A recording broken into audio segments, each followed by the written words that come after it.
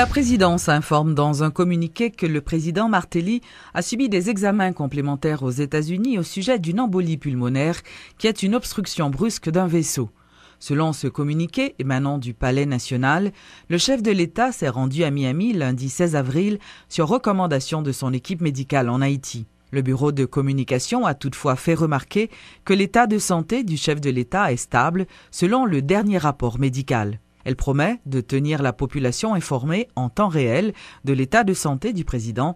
Rappelons que le jeudi 5 avril, le chef de l'État avait subi avec succès une intervention chirurgicale au niveau de l'épaule droite. Il avait été contraint d'annuler sur recommandation de ses médecins son voyage en Colombie où il devait participer au 6e sommet des Amériques les 14 et 15 avril dernier. La police de New York, accompagnée du commissaire de Delma, a réalisé ce mardi une perquisition dans la maison d'un trafiquant de drogue à Delma 72. Selon le responsable du commissariat de Delma, shérif Fritz Gérald, le NYPD voulait confisquer les biens de Lusta Louis, actuellement en prison aux États-Unis pour trafic de drogue. Une rencontre s'est tenue ce mardi entre l'initiative de la société civile, l'ISC, et les deux présidents des commissions finances du Parlement autour du projet de loi de finances 2011-2012. Par cette initiative, l'ISC entendait exprimer aux parlementaires ses préoccupations en ce qui concerne certains points du budget, et ce, en vue d'une gestion plus rationnelle et efficace de la chose publique par les responsables de l'État. Suivez tour à tour les explications de Ronnie Desroches et du sénateur Joslerme Privert. Nous-mêmes, en tant que citoyens, en tant que responsables de l'organisation société civile, là, nous voulons pour nous suivre non seulement exécution budgétaire, mais élaboration budgétaire. Pour nous donner des suggestions, pour nous donner des recommandations, par exemple, il y a un bagage qui préoccupe nous en pile, par exemple, c'est affaire de investissement public. L'investissement au fait, est-ce que ce sont des investissements qui sont rentables? Par exemple, particulièrement lorsque c'est de l'argent que le pays a prêté, que le pays a gagné pour le remettre dans 20 ans, dans 25 ans, est-ce que ce sont des investissements qui pourraient permettre que nous gagnions croissance, qui permettent que nous gagnons l'argent pour rembourser ça? Nous avons une préoccupation tout par rapport à certains investissements. Nous avons souhaité que nous ayons un meilleur contrôle par la Chambre des députés, par le Sénat, de toutes dépenses publiques qui fait. Ensuite, au niveau de l'élaboration de budget, nous voulons que tout investissement qui fait, que c'est des investissements qui sont rentables. L'idée, c'était de partager avec la société civile et les impressions que la commission finance, les mêmes les gagnent à partir de ce projet. Est-ce que ce projet répond aux attentes de la population? Est-ce que ce projet est en cohérence avec l'énoncé de politique générale du Premier ministre? Est-ce que ce projet prend en considération les revendications légitimes de la population haïtienne?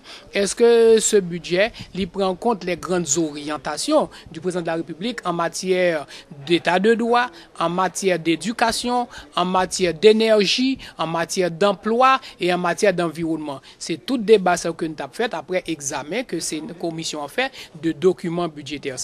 Donc, moi dis effectivement, un budget, c'est pas seulement une compilation de chiffres, c'est la traduction des objectifs économiques, des objectifs politiques, des objectifs sociaux, des objectifs financiers. Un tel document, il concerne aussi bien l'exécutif, il concerne aussi bien le législatif, mais il concerne tous citoyens. Donc, il est tout à fait normal que citoyens yo discutent d'un tel document et c'est dans l'exercice ça que nous prenons. Puisque la Chambre des députés vote et que le Sénat va voter, consultation nous devons faire pour nous comprendre que le budget a reflétait les aspirations légitimes de l'ensemble de la population haïtienne. Le parti Réponse Paysan a salué le vote de ratification accordé par le Sénat à Laurent Lamotte lors d'une conférence de presse ce mardi. Marc Sisto, qui en est le responsable culturel, estime par ailleurs que les députés devraient aller dans le même sens que leurs collègues sénateurs. Réponse Paysan connaît bataille la poko fini.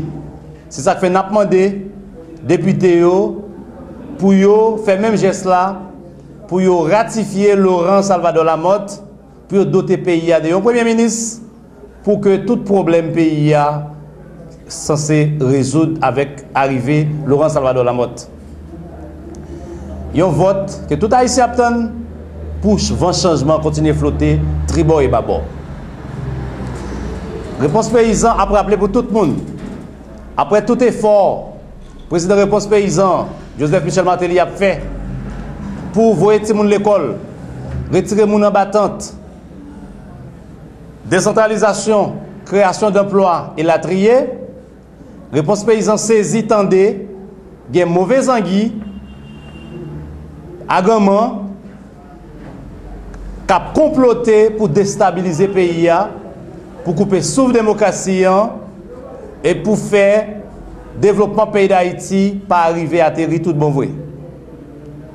C'est ça que fait Réponse paysan a demandé tout peuple haïtien pour être véatif, pour nous faire échec à tout plan la mort qui décide de bloquer le pays d'Haïti. La BID va accorder un prêt de 2 millions de dollars à l'Alternative Insurance Company, AIC, une compagnie d'assurance haïtienne. Selon Olivier Barrault, ce prêt permettra de proposer de nouveaux produits pour accroître la couverture d'assurance des personnes à faible revenu. Nous allons aussi nous concentrer sur les petites et moyennes entreprises qui évoluent dans différents secteurs et dans différentes zones géographiques du pays. Un ferronnier par exemple, un tailleur qui est en province qui voudrait augmenter sa capacité de machinerie pour pouvoir créer plus d'emplois par exemple. Il se peut qu'il aurait pu trouver un prêt d'une société de microfinance ou d'une banque qui elle-même voudrait protéger d'une certaine façon les actifs de cet entrepreneur. Donc nous autres, nous allons essayer de voir comment développer des produits d'assurance qui soient capables de répondre non seulement aux besoins de cet entrepreneur, si vous voulez, mais aussi être capable de représenter une garantie pour le secteur bancaire, par exemple, en cas de perte, de façon à ce que cette personne ne soit pas décapitalisée, elle ne soit pas capable de rembourser à la banque ce qui lui est dû. Donc, avec une assurance qui pourrait protéger ce bien, en cas de perte, à ce moment, l'assureur rembourse la balance du prêt de ce client, au lieu qu'il ait à soit emprunter de l'argent à des taux d'intérêt extrêmement importants, ou même vendre le peu d'actifs qu'il est pour pouvoir rembourser sa dette. À ce moment, l'assurance va jouer un rôle de remplacement de ceci, et à partir de là, soit l'entrepreneur peut bénéficier d'un nouveau prêt de sa société de financement, ou même réinvestir dans son propre commerce et continuer à avancer de l'avant.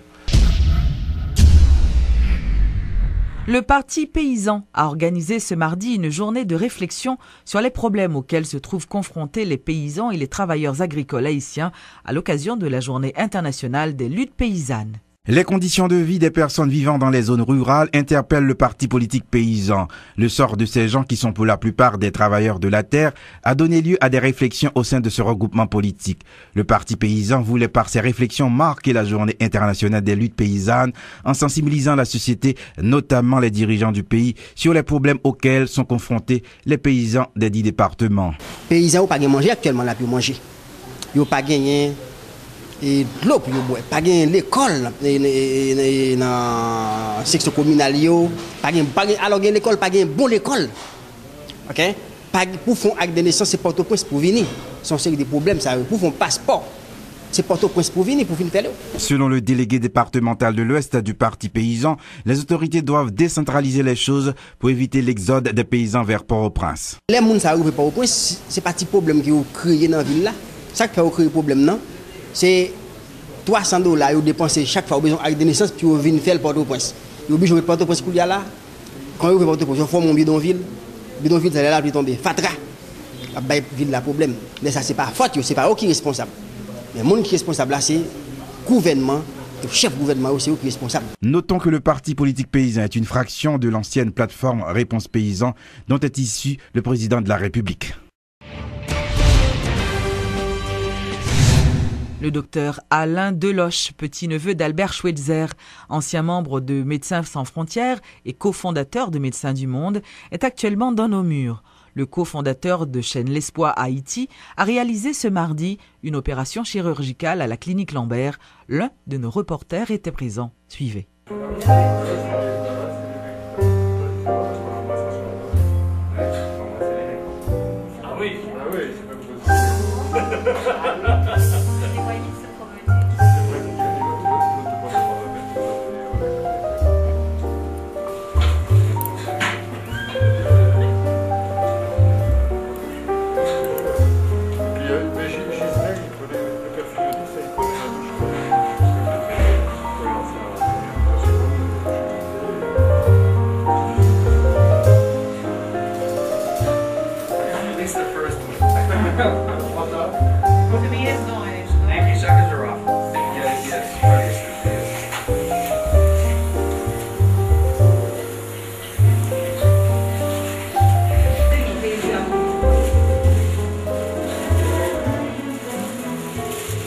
Tu es souffert de qui ça avant l'opération?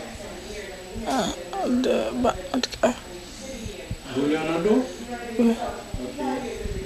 Et maintenant, qui j'ai ressenti depuis l'opération? C'est alors du sang. Vous n'avez pas de douleur encore? Et pratiquement à récupérer la première? Oui. Quel est le médecin qui a garanti la carrière? Le professeur. Mais vous sentez bien mieux avant l'opération?